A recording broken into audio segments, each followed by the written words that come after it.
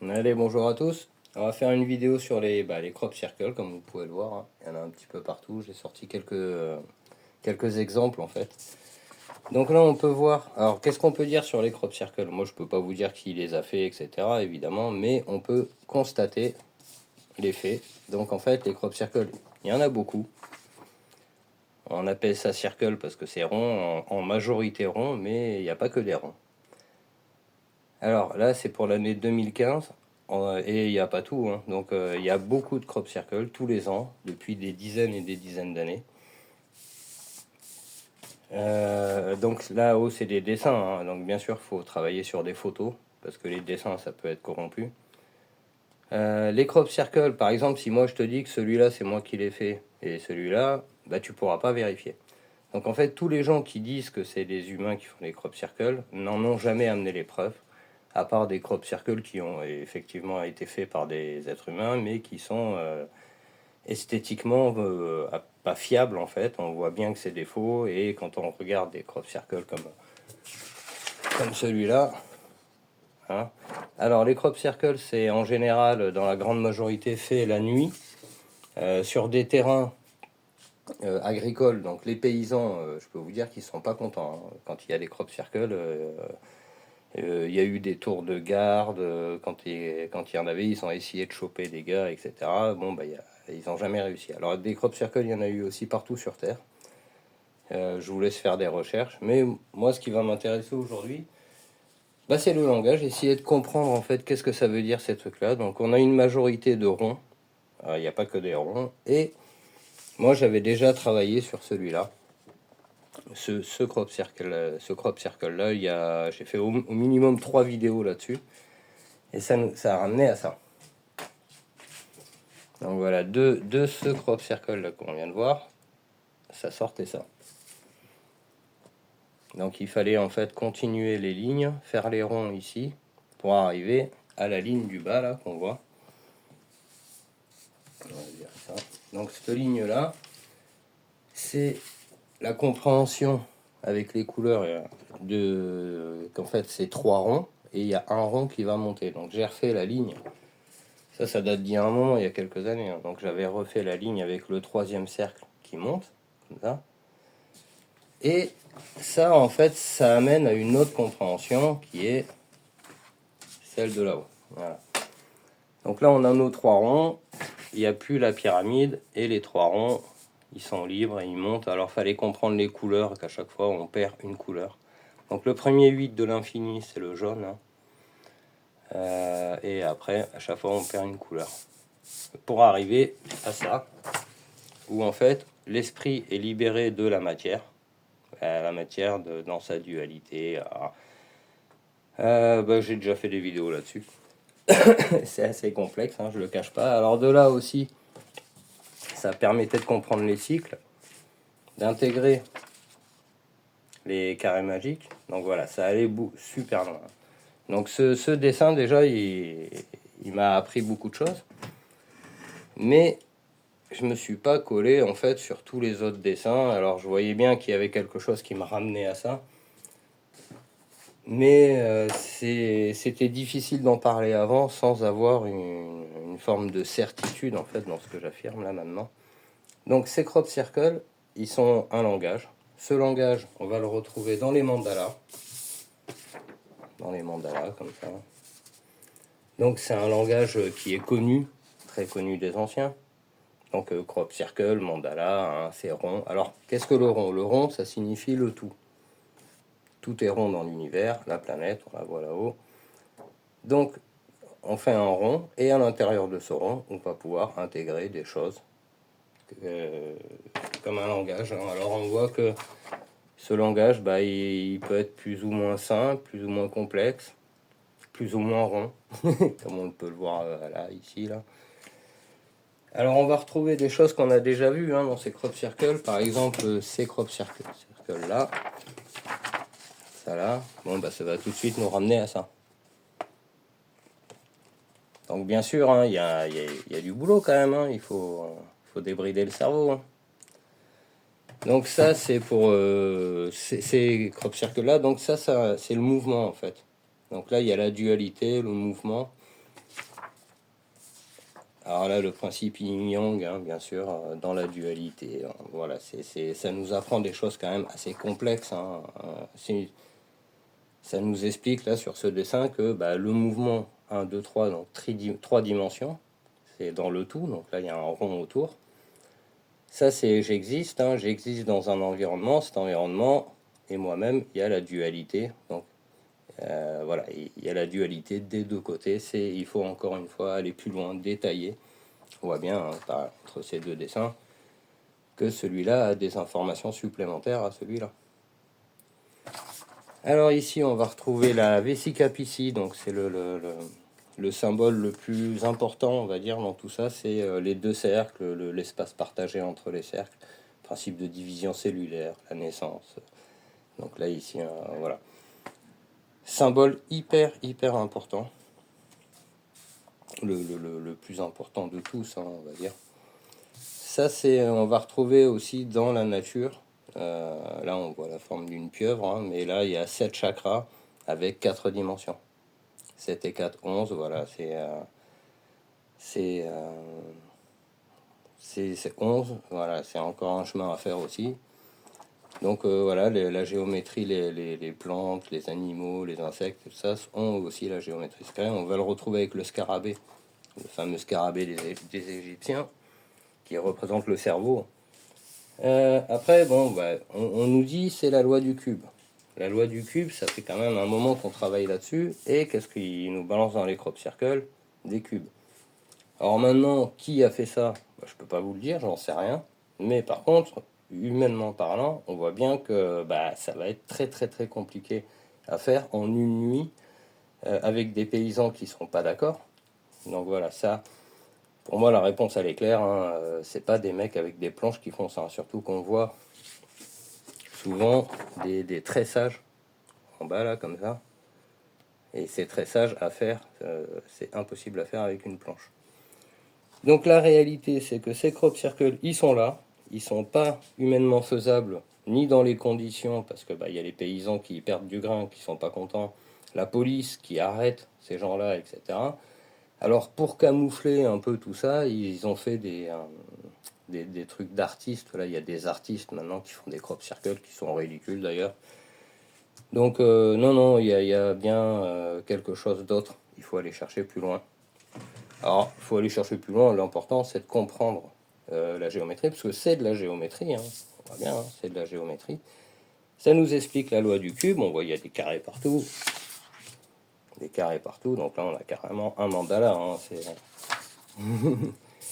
On voit souvent les mandalas comme ça, hein, avec les portes sur les côtés. Et on le voit ici, là, les portes à sont là. Alors tout ça, ce langage, il est à la fois simple et complexe. Là, on n'a pas les couleurs, on peut rajouter les couleurs comme on a vu tout à l'heure.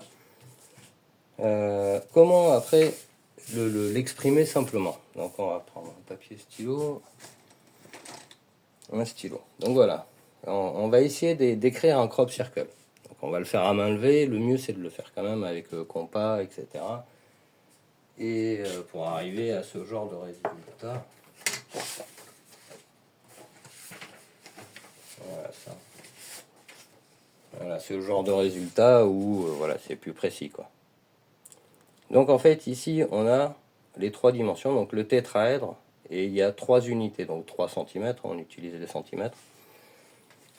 Dans ce tétraèdre, il est la tridimensionnalité de tout ce qui existe sur Terre, et le carré, il a 4 unités. Ces 4 unités, c'est les 4 dimensions. Donc on a à l'intérieur le tétraèdre, 3 dimensions, le carré pour 4 dimensions, et tout le rond autour, ça représente le tout, la planète. Alors, quand on fait ce dessin-là, on voit qu'il n'y a pas d'harmonie. Alors l'harmonie, c'est la jonction, hein, pour le coup, là, des pointes, qui nous ramène au fameux... La jonction des pointes en bas, qui va nous ramener à la compréhension de ça, par exemple. Et oui, les 3 dimensions, il faut qu'elles viennent dans les coins pour pouvoir remonter. Donc en fait, ça c'est la naissance, ça fait ça, c'est comme ça que ça se lit. Voilà.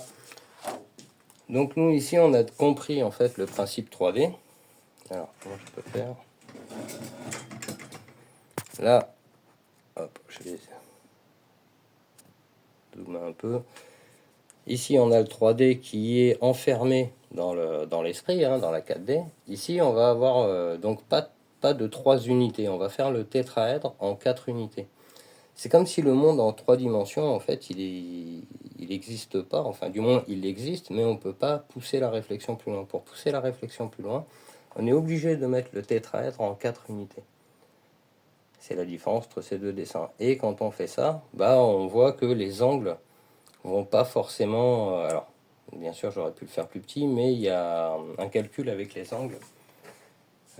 Pareil que j'avais refait là, et à la fin, ça donne ça.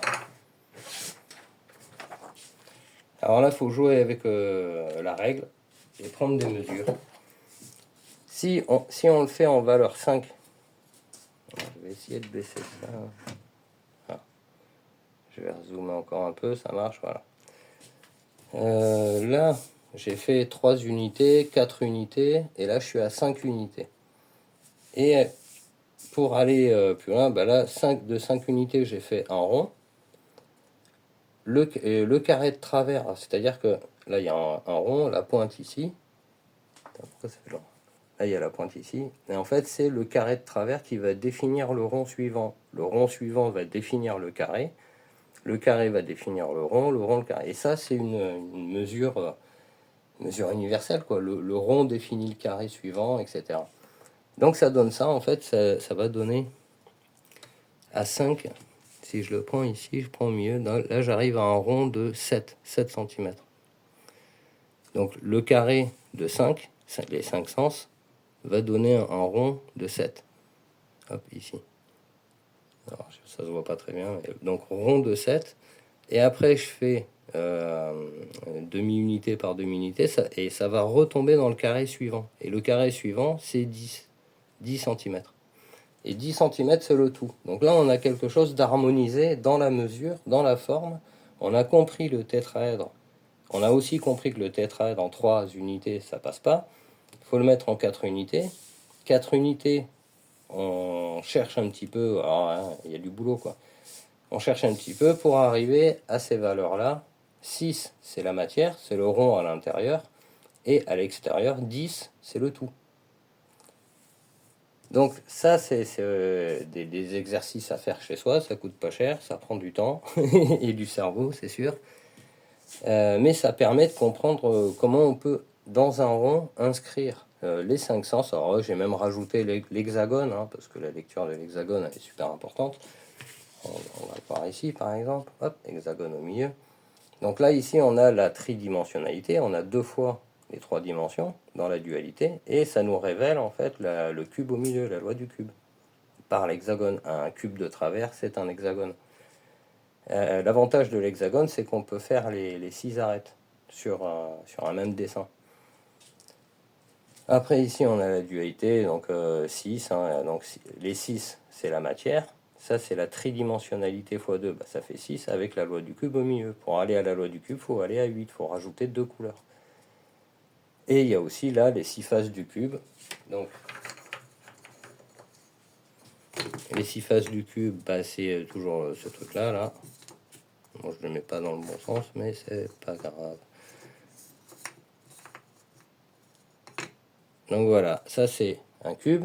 Ce cube, ça c'est l'esprit, et ça c'est la matière. L'unité de la matière, et là on a les 5 faces. Ça permet une lecture du chiffre 5 aussi, très importante. C'est 5, c'est l'esprit, et 1, la matière. Ça fait 6, mais c'est aussi nos 5 sens. Donc dans une première lecture, c'est nos 5 sens, et en fait, dans une lecture plus poussée, quand on a compris, on comprend qu'en fait, c'est tout ça. Tout ça, c'est de l'esprit, dans la loi du cube, et ça, c'est la matière. Alors oui, hein, y a des vidéos qui expliquent ça déjà. Hein. Donc pour les crop circles, ce qui nous intéresse, nous, c'est de comprendre en fait qu'est-ce que ça peut être, tous ces trucs-là qui sont super compliqués à faire.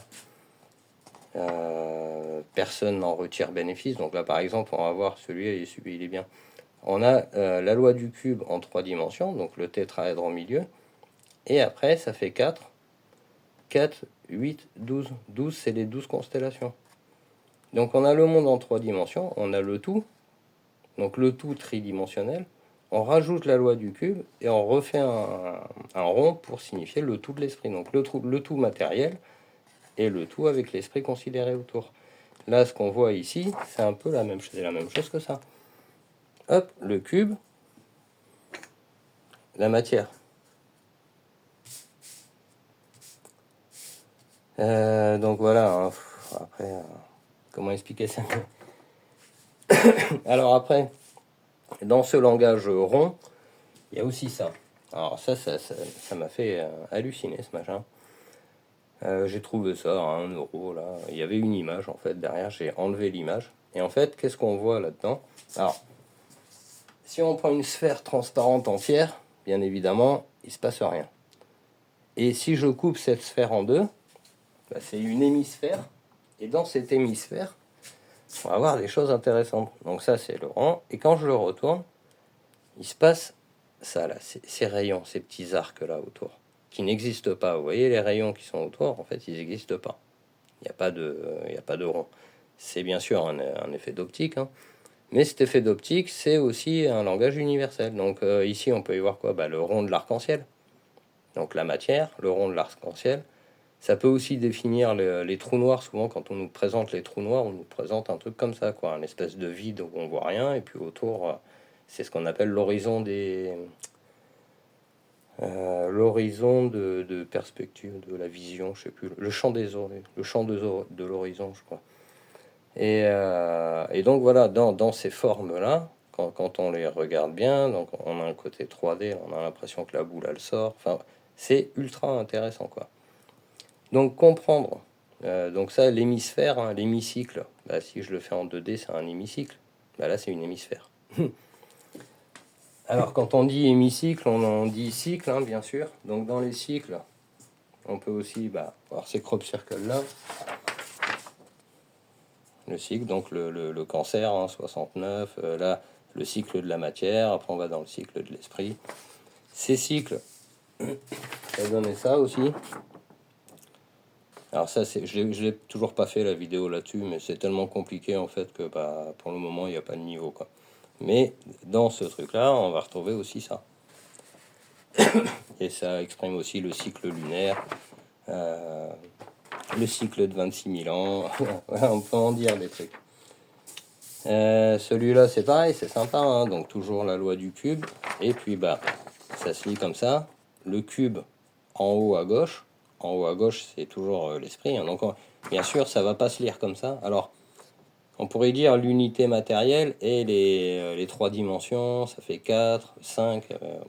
Ok, mais si on le prend comme ça, donc là, oui, on a nos 3 dimensions physiques et matérielles et la dimension de l'esprit qui est, on nous dit, c'est en haut à gauche que ça se passe et c'est plus grand. Alors, les crop circles, ils sont aussi alignés, on peut les lire avec l'alignement. Vous voyez l'alignement qui passe ici, là, c'est pas pour rien s'il est décalé de l'axe avec... voilà, alors que celui-là, il va se lire comment? En fait, oui, il se lit comme ça. C'est-à-dire ça part en bas à droite et ça va vers le centre. Voilà, c'est-à-dire à la naissance, on est toujours à droite dans la matière et le chemin, c'est d'aller vers la voie du milieu. Bon, là, ils l'ont matérialisé comme ça. Là, par ici,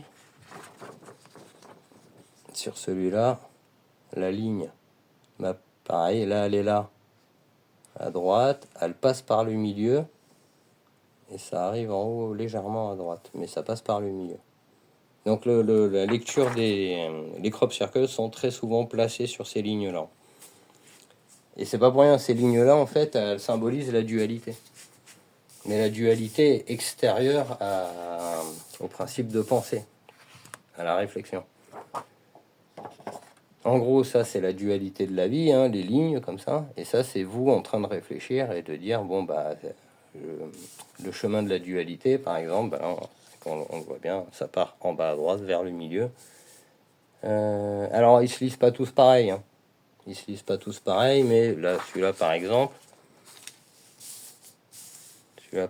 on voit les lignes, elles sont comme ça. Donc là, les lignes vont vers la droite. La droite, c'est le sens de la matière. par rapport aux lignes, là la bestiole elle va à gauche. Donc si on met l'axe vertical, la dualité comme ça, c'est le chemin c'est à gauche. Donc on nous indique toujours le chemin à gauche hein, partout dans les crop circles. Après, bah, bien sûr, ne pas oublier les mandalas. Ne pas oublier que dans les ronds, en fait, les ronds c'est les cycles, hein, bien sûr, donc voilà, faut pas oublier ça. Là, quand ils mettent le rouge à l'extérieur, hein, c'est bien sûr c'est pour signifier l'arc-en-ciel. L'arc-en-ciel, il a le rouge à l'extérieur. Donc, comprendre le langage carré, bah, moi il m'a fallu, hein, bien sûr, tout ça. Il m'a fallu faire tous ces papiers hein, pour assembler, donc comprendre pourquoi rond, pourquoi les voûtes. Alors ça va aussi hein, rentrer dans les églises, les cathédrales, les fleurs de vie. On va retrouver tout un tas de trucs là-dedans. Voilà.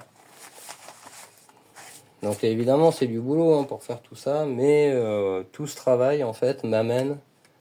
Donc voilà, le langage couleur hexagone, ça c'est déjà vu. Tout ce travail, en fait, tous ces petits bouts de papier, ça m'amène au final à comprendre la lecture, enfin du moins à arriver à lire, parce que je les comprends pas tous, j'ai pas tout décodé dans les crop circles parce qu'il y en a tellement, mais il y a quand même un petit côté intuitif en fait qui permet de lire des crop circles simples. Bon après, hein, bien sûr, il y en a qui sont compliqués, bien sûr ceux-là. Il y a encore énormément de boulot à faire là-dessus. Hein. Oula, 21 minutes. Bah écoutez, je vais m'arrêter là. Il y a encore tellement à dire, mais bah, autant ça. Hein. Voilà, je vous laisse réfléchir à tout ça. Vous pouvez voir ça aussi. Hein, ça c'était vraiment intéressant. Voilà, sur ce, je vous souhaite une bonne journée. Au revoir.